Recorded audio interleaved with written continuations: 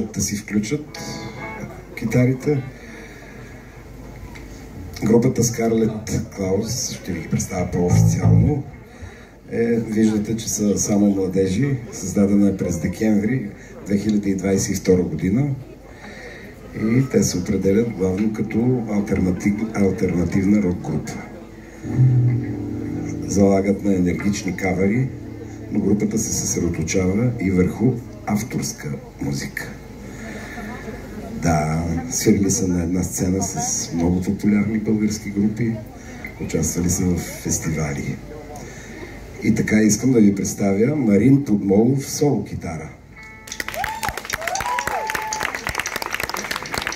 Димитър Атанасов, бас китара. Стелян Николов, барабани. Михаил Василев е на клавира. Михал, извинявай, и снощи го казах така. Антон Гаров е вокал. Групата е Scarlet Klaus, Бургас. Добър вечер, само преди сме почнали. Да благодаря на всички, които направиха тази благородна услуга да дойдат да гледат всички тук. Да.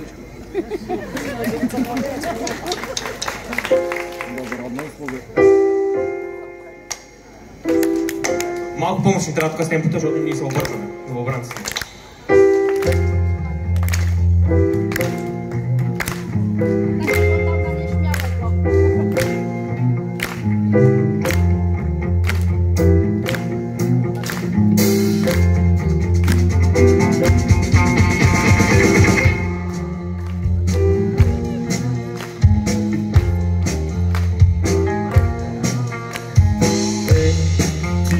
Къде си тръгнал, ей, кажи, къде отиваш, ей, кажи, какво си мислиш, представата рухна, всичко се срутва, ей, кажи, къде отиваш, ей, кажи, къде си тръгнал, ей, кажи, какво си мислиш, представата рухна, всичко се срутва.